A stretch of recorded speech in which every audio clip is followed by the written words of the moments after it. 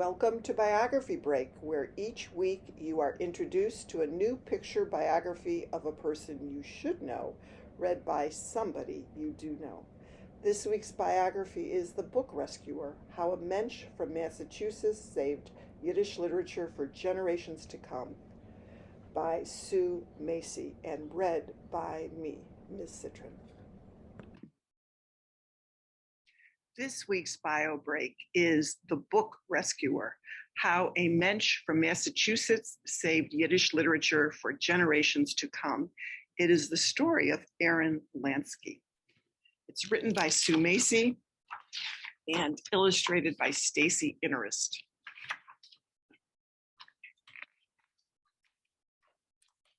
Pull my hair, sit down. I want to tell you a story. It starts a long time ago when Aaron Lansky's 16-year-old grandma left Eastern Europe for the United States. She didn't bring much with her, just a cardboard suitcase with some precious items from her old life: a goose-down pillow, a pair of candlesticks, a photograph of her mama and papa who stayed in Europe, and a few books in Yiddish, the everyday language of Eastern European Jews. After a long ocean voyage, Aaron's grandma reached New York City, where her older brother was waiting. He greeted her, took the suitcase, and tossed it into the Hudson River. Oi, gewalt! He said it was time to break with the past and think about the future. Aaron never forgot that story. Who could? It made him curious about the life his grandma left behind. Make no mistake, Aaron was an all-American boy. He grew up in New Bedford, Massachusetts, horsing around with his two brothers. He joined the Boy Scouts. He watched Star Trek. He also loved books. Aaron received his first library card at age 4. From that time forward, he read everything he could get his hands on. Is it a surprise then that books would end up playing a big part in Aaron's life? Of course not. In college, he decided to study Jewish history by reading novels written by Jews of the past. He felt they were the perfect way to understand how Jewish people lived.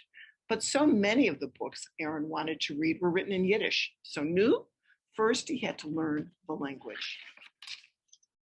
During the early decades of the 20th century, as many as 13 million people around the world spoke Yiddish. By the time Aaron was growing up in the 1960s, though, Yiddish was Apsaurus, in trouble. Nazi Germany and its allies killed millions of Yiddish-speaking Jews in World War II, from 1939 to 1945. Other Yiddish speakers fled Eastern Europe and raised their children in countries where they learned the local languages instead of Yiddish. Although Aaron was the grandson of Eastern European immigrants, he knew only those Yiddish words that had entered the English language, words like bagel and klutz and nosh and glitch. No one ever spoke Yiddish to me, to my brothers, or to anyone else our age, he said. And like many other first-generation American Jews, Aaron's parents wanted their kinder, their children, to fit in by speaking and reading English. As Yiddish speakers disappeared, so did books written in Yiddish. Students like Aaron had a hard time finding Yiddish books for school. That's why he was stunned when he visited his hometown rabbi and spotted a basket filled with Yiddish books on the floor of his office. What were they doing there? The rabbi said he intended to bury them. Aaron could have plotzed. He's died. Destroying Yiddish books was like erasing Jewish history. But these books were no longer useful, the rabbi explained, and burying them was a sign of respect. Aaron was not having it. With the rabbi's blessing, he took everything in the basket. Aaron said Yiddish books were the portable homeland of the Jewish people. What did he mean by that? Before the founding of Israel in 1948, Jews didn't have their own homeland. Instead, they lived in countries all over the world, and it was through books that Jews recorded and shared their experiences and beliefs. Books are big enough and powerful enough to define and contain identity, said Aaron. Aaron's search for Yiddish books continued in Montreal, Canada, where he had started graduate school. Soon, he was flooded with donations, and he collected so many books that he could hardly find room to sleep in his apartment. They is near. At the same time, his parents said their house was getting crowded with baskets of books from Aaron's rabbi. They were starting to worry that the second story would collapse from the added weight. As the books piled up, Aaron realized he was no longer interested in simply gathering enough for his own use.